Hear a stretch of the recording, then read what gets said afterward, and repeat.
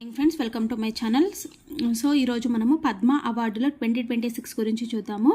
So మనకి ఈ month జనవరి 26న గణతంత్ర దినోత్సవం సందర్భంగా, అంటే రిపబ్లిక్ డే సందర్భంగా పద్మ అవార్డులు అనేవి ఇవ్వడం జరిగింది కదా. అక్కడ మొత్తం వచ్చేసి మనకి పద్మ అవార్డులు 2026 ఇయర్కి గాను పద్మశ్రీ పురస్కారం ఏమో 113 మందికి ఇచ్చారు. పద్మ విభూషణ్ వచ్చేసి 5గురికి ఇచ్చారు. పద్మభూషణ్ వచ్చేసి 13 మందికి ఇచ్చారనమాట.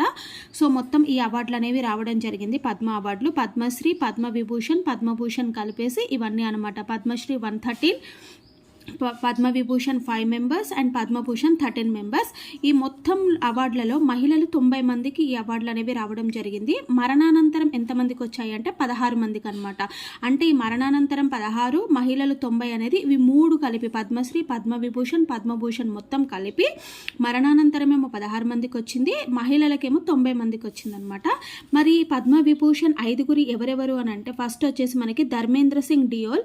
ఇతనికి మనకి మరణానంతరం వచ్చిందనమాట. ఏ విభాగంలో అంటే కళలు. ఏ రాష్ట్రం అంటే మహారాష్ట్ర. ఇతను బాలీవుడ్ నటుడు అనమాట, ధర్మేంద్ర సింగ్ డియోల్. సెకండ్ పర్సన్ వచ్చేసి మనకి కేటీ థామస్. ఇతను వచ్చేసి ప్రజా సంబంధాలు. ఏ రాష్ట్రానికి సంబంధించిన వ్యక్తి అంటే కేరళ. సుప్రీంకోర్టు మాజీ న్యాయమూర్తిగా పనిచేశారనమాట. నెక్స్ట్ ఎన్ రాజం. ఇతను కూడా కళల నుంచి వచ్చింది. యూపీ రాష్ట్రానికి చెందిన వాళ్ళు. వయోలిన్ విద్వాంసురాలు అనమాట ఈమె, లేడీ. Next P Narayanan. ఇతను వచ్చేసి సాహిత్యం, విద్య. ఏ రాష్ట్రానికి చెందిన వాళ్ళు అంటే కేరళ. మలయాళ జర్నలిస్ట్ అనమాట. విఎస్ అచ్యుతానందన్. ఇతనికి కూడా మరణానంతరం వచ్చింది. ప్రజా సంబంధాల విభాగంలో వచ్చిందనమాట. కేరళ రాష్ట్రానికి చెందిన వ్యక్తి. మాజీ సీఎంగా చేశారనమాట కేరళ రాష్ట్రానికి. అంటే మొత్తం పద్మవిభూషణ్ 5 అవార్డులలో 2కి మరణానంతరం అనేది వచ్చిందనమాట. మరి కేరళ నుంచి ఎంతమందికి వచ్చింది అంటే 3కి కేరళ రాష్ట్రం నుంచి వచ్చింది, ఒకరికి మహారాష్ట్ర, ఒకరికి యూపీ నుంచి. నెక్స్ట్ వచ్చేసి మనకి పద్మభూషణ్ ఎంతమందికి అన్నాము? 13 మందికి అన్నాం కదా. ఈ పద్మభూషణ్ 13 మందిలో ఫస్ట్ వచ్చేసి అల్కా యాగ్నిక్ అనమాట. అల్కా యాగ్నిక్ వచ్చేసి కళల విభాగంలో మహారాష్ట్రకు చెందిన వ్యక్తి. భగత్ సింగ్ కోశ్యారి, ప్రజా సంబంధాల విభాగాలు ఉత్తరాఖండ్. నెక్స్ట్ కళ్ళిపాటి రామస్వామి పళనిస్వామి, వైద్యం అంటే ఇతను డాక్టర్ అనమాట, తమిళనాడుకు చెందిన వ్యక్తి. నెక్స్ట్ మమ్ముట్టి, హీరో తెలుసు కదా మనకి, కళల విభాగం నుంచి కేరళ. నెక్స్ట్ డాక్టర్ నోరి దత్తాత్రేయుడు, వైద్య విభాగం నుంచి యుఎస్ఏ.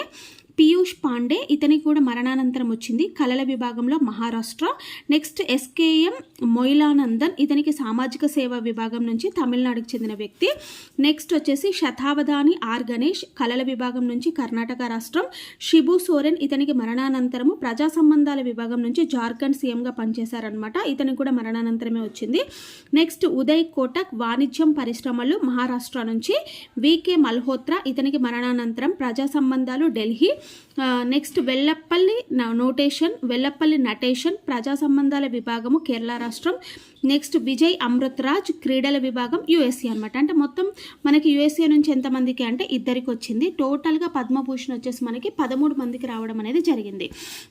అలాగే మనకి పద్మశ్రీలలో అందరు 113 మెంబర్స్ ఉన్నారు కాబట్టి అంతమందిని మనం గుర్తుపెట్టుకోం కాబట్టి ఇంపార్టెంట్ వ్యక్తులు ఎవరెవరు అంటే రోహిత్ శర్మ. సో ప్రముఖ క్రికెటర్ రోహిత్ శర్మకు వచ్చింది పద్మశ్రీ. నెక్స్ట్ హర్మన్ ప్రీత్ కౌర్, మహిళా క్రికెటర్ కెప్టెన్. రాజేంద్ర ప్రసాద్, మురళీమోహన్, వీళ్ళకి పద్మశ్రీ రావడం జరిగింది. అంటే ఏపీ నుంచి ఎవరెవరికి అంటే రాజేంద్ర ప్రసాద్, మురళీమోహన్, గరిమెల్ల బాలకృష్ణ ప్రసాద్, వీళ్ళ ముగ్గురికి వచ్చేసి కళల విభాగంలో వచ్చింది. వెంపటి కుటుంబ శాస్త్రికేమో సాహిత్య విభాగం నుంచి. మరి తెలంగాణ నుంచి ఎంతమందికి వచ్చింది అంటే తెలంగాణ నుంచి 7గురికి పద్మశ్రీ వచ్చిందనమాట. అందులో ఫస్ట్ వ్యక్తి వచ్చేసి గడ్డమనుగు చంద్రమౌళి, సైన్స్ విభాగం. దీపికారెడ్డి నృత్యకారిణి. గూడూరు వెంకట్రావు వచ్చేసి వైద్యం. కృష్ణమూర్తి బాలసుబ్రహ్మణ్యం వచ్చేసి science and engineering. Kumaraswamy Thangaraj కూడా science and engineering. Palkonda Vijay Anand Reddy వచ్చేసి వైద్యం.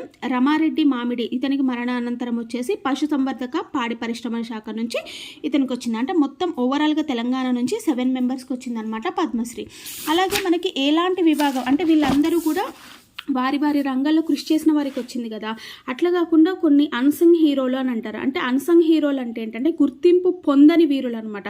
ఇంతకుముందు వాళ్ళంతా ఏదో ఒక రంగంలో వాళ్ళు గుర్తింపు పొందిన వాళ్ళు. వీళ్ళు మాత్రం గుర్తింపు పొందని వాళ్ళలో ఇంపార్టెంట్ వ్యక్తులు ఎవరు అంటే మాజీ బస్ కండక్టర్గా పనిచేసిన అంకే గౌడ, ఉచిత గ్రంథాలయాన్ని నెలకొల్పారు కాబట్టి పద్మశ్రీ వచ్చింది.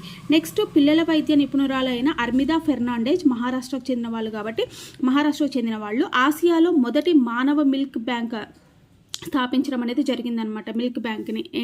ఎక్కడ అంటే ఆసియాలోనే. అందుకు గాను ఈమెకు వచ్చిందనమాట. నెక్స్ట్ వచ్చేసి ఏంటి అంటే బిక్లయా లట్కా దిండా.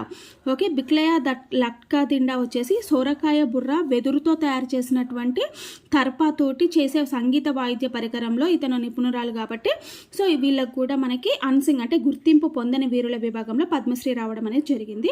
ఓకే, ఇవి పద్మ అవార్డ్స్లోని కొన్ని ఇంపార్టెంట్ అంశాలన్నమాట. ఈ వీడియో ఎలా అనిపించింది అనేది మీరు ఒక లైక్ కామెంట్ ద్వారా నాకు తెలియజేయండి. ఇంకా ఎవరైనా మన ఛానల్ని సబ్స్క్రైబ్ చేసుకోకపోతే ప్లీజ్ మన ఛానల్ లైక్ చేయండి, షేర్ చేయండి, సబ్స్క్రైబ్ చేయండి. ఓకేనా? Thank you very much.